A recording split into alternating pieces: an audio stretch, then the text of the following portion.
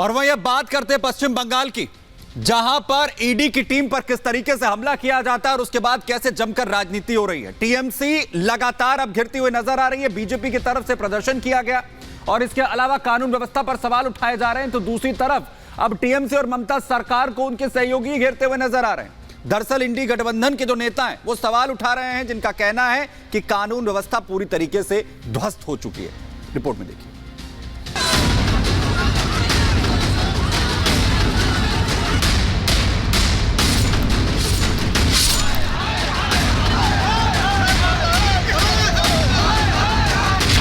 बंगाल में बवाल, सियासी उबाल।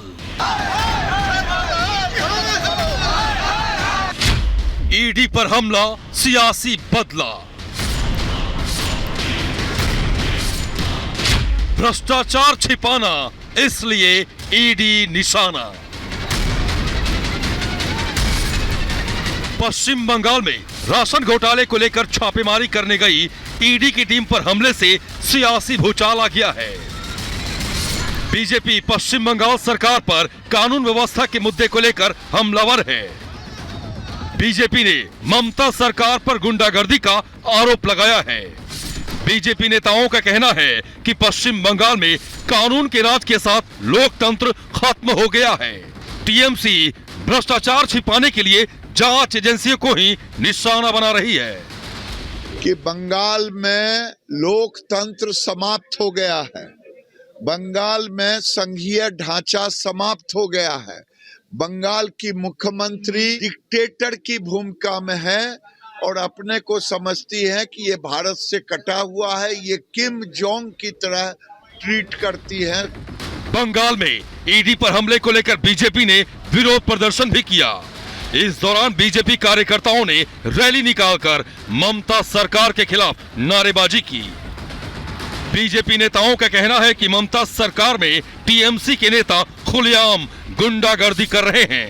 भ्रष्टाचार छिपाने के लिए टीएमसी के गुंडे जांच एजेंसियों पर हमले कर डराने की कोशिश कर रहे हैं, लेकिन भ्रष्टाचार के खिलाफ कार्रवाई करने में सुरक्षा एजेंसियां निडर होकर एक्शन जारी रखेंगी। ये चोर पार्टी है, एक्सट्रीमिस्ट का पार्टी है, तुष्टीकरण का पार्टी है, भ्रष्टाचार का पार्टी है। नंदीग्राम के जनता ने सही वक्त पर सही इसका जवाब दे देगा। बंगाल में जनता ने वोट दिया इस सरकार को, इसलिए सरकार जो कर रही है उसकी सजा जनता ही देगी। केंद्रीय संस्थाएं यहाँ भ्रष्टाचार के खिलाफ और जो हिंसा हो रही है उसका खिलाफ कार्रवाई कर रहे हैं, उनको बाधा दिया जा रहा है। ईडी पर हमले को लेकर इंडी में टीएमसी के सहयोगी दल कांग्रेस ने भी सवाल खड़े किए हैं। कांग्रेस नेता अधीर रंजन चौधरी ने ममता सरकार पर हमला बोलते हुए कहा कि ईडी को अपने साथ फोर्स लेकर चलना चाहिए। इस दौरान उन्होंने बंगाल में भ्रष्टाचार के खिलाफ एक्शन जारी रखे जाने की बात कही। तो ईडी खुद एक संस्था है, जहां जाए अपने भारी भरकम फौज लेके जाए, बस डर है तो जो डर गया सो मर गया। ये सारे इन लोगों को पार्टी के अंदर जो सारे खतरनाक शख्स रहते हैं, खूनी दरिंदे रहते हैं।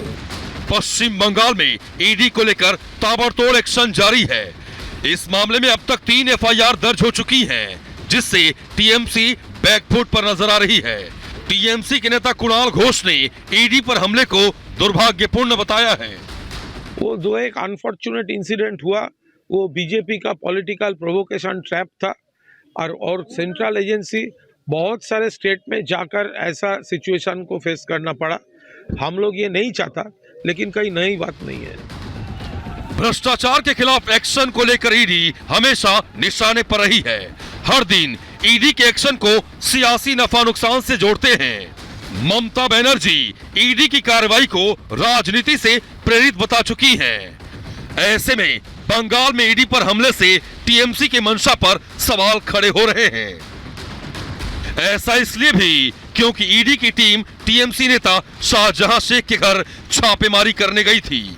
ऐसे में सवाल ये कि क्या अब टीएमसी को सरकारी एजेंसियों पर भी भरोसा नहीं रहा, या फिर जानबूझकर भ्रष्टाचार छिपाने के लिए ईडी को निशाना बनाया गया।